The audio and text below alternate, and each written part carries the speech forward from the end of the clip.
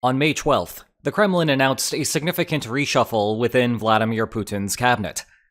This is not abnormal at the beginning of a term in office, and indeed, his fifth inauguration had just transpired on May 7th. But when a reshuffle happens in the middle of a war, it is an open invitation for speculators everywhere to go crazy. That is why today, we will quickly cover the critical takeaways from this. Actually, you know what? We're not going to do that. No. Today is just going to be a series of rants about all of the silly online commentary that has come out of the announcement, beginning with an overview of the problem, how the Minister of Defense was fired, he wasn't, the idea that this is good news for Ukraine, that's unclear, and the error of omission, Patrushev edition, that few seemed interested in despite it possibly producing the real intrigue of the story. But we begin with the general problem here, which is that we are reverting to the silly era of Kremlinology circa the 1960s. Now, when it comes to analyzing a country's inner circle, Russia is not as nearly as opaque as a place like North Korea. But we are also not looking at a country with a media wing so open that they are free to interrogate the Easter Bunny, not to mention Korean pop groups, and a man that I am beginning to suspect is not a real soccer coach. Indeed, this is a place where key parts of the military apparatus can go missing for weeks and then resurface without any explanation. In contrast to a place where if key parts of the military apparatus go missing for days, it creates a political firestorm and endless investigations. That is to say, we are just reading the tea leaves here. So yes, something interesting is happening in the Kremlin. But anyone telling you that they know what is happening is lying to you and trying to sell you something. Whereas I am just trying to sell you something. Check the video description for more information on those.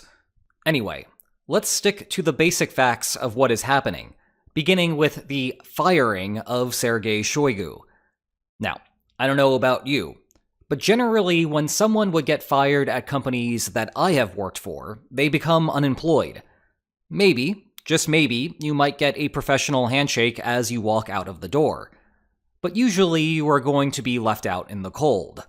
In contrast, longtime Minister of Defense Sergei Shoigu was fired so hard that he became the head of Russia's Security Council. So he's hardly being frozen out of the government here. Given that, I really do not understand how we ended up with headlines like these. To draw a comparison, there is not quite a one-to-one match to the Russian Security Council within the US government, but it would be somewhat analogous to Biden telling Secretary of Defense Lloyd Austin that he was now the National Security Advisor. Sorry, Jake Sullivan. That is, Shoigu has a different role, and you are free to have opinions on whether that is a downgrade. But the man remains employed and inside the Kremlin. And actually, this result runs contrary to what the tea leaves were telling us just a week ago. On April 24th, Deputy Minister of Defense Timur Ivanov was arrested and charged with treason for allegedly accepting bribes. Shoigu oversaw Ivanov within the ministry, and he subsequently disappeared from public view for a couple of weeks, giving the tea readers something to talk about when he finally reappeared at the inauguration. It would have been surprising to see Shoigu fall from grace, given that there are not very many people making social appearances with Putin in photo sets. Seriously, there are an endless number of these shots. And indeed, he will stay within the halls of the Kremlin. Anyway, you can see how totally different Shoigu's position is now. Here is a photo of Shoigu during the Security Council meeting on March 22nd. And here he is in the first Security Council meeting post-shuffle. See? Totally different. Next up is how this is not actually good news for Ukraine. Usually, you would see a shakeup like this as a signal that something is going wrong with Russia's war plan, and that this is a desperate attempt to fix the problem. But even if you take those premises as given, you might still want to reevaluate that conclusion. Remember, it was Shoigu who was the subject of all of those Prigozhin rants, with the allegation being that it was Shoigu's own corruption that was preventing the Wagner Group from winning the war. The thing is, if someone is bad at their job, you as the opponent should want them to stay in their position for as long as possible. In other words, cynics view Shoigu as the best minister of defense that Ukraine ever had. Remember, it was problems within the military staff that led to all of those miscues at the start of the war. And it was the Kremlin cleaning house at the end of 2022 that has led to the Russian resurgence within Ukraine. It is also worth noting that Shoigu's replacement in the Minister of Defense role is Andrei Belousov, who comes from a background as an economist.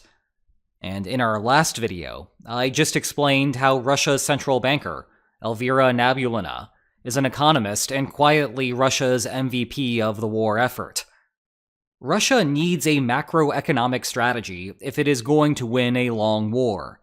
And to the extent that Belousov helps with that, it is not good news for Ukraine. But perhaps what is most striking about all of this is an error by omission. Very little attention is being paid to Nikolai Patrushev. Remember, Shoigu got switched to the role of Secretary of the Security Council, which would seem to suggest that the former secretary is out of a job. That person is the aforementioned Nikolai Patrushev, who was once thought to be a primary candidate to replace Putin if Putin were to ever fall ill. He was nebulously being reassigned to a position to be declared later, and sure enough, within 48 hours, he had been named an aide to the president. Unlike Shoigu's switch, that sounds like a clear downgrade for someone who has traditionally been a key player in Russian security policy. But again, this is far from a professional handshake from your boss as you have been fired from your job. And indeed, we can see how completely different this position is by comparing that same March Security Council meeting from before, with Patrushev here, to the first post-shuffle meeting. The horror, he's moved a spot. Real talk for a second. This is literally what people cared about circa the 1950s and 60s. Sadly, it really does seem like we are going back to doing that. Anyway, for whatever reason, perhaps because he was not the target of Prigozhin's Führer, Patrushev has avoided the Western limelight up until now. Nevertheless, a person going from potential Putin successor to some undefined role would seem to be the bigger story here. There does not appear to be deeper intrigue here, though, because Patrushev's son, Dmitry, was promoted to a deputy prime minister position as a part of the same announcement, even though the younger Patrushev, as formerly Minister of Agriculture, was responsible for the response to the Great Russian Egg Crisis of 2023. Apparently, no harm, no foul. But again, no one really knows what is going on here. And that foul joke was so bad that I think it is time to just end the video. Again, with those darn chicken.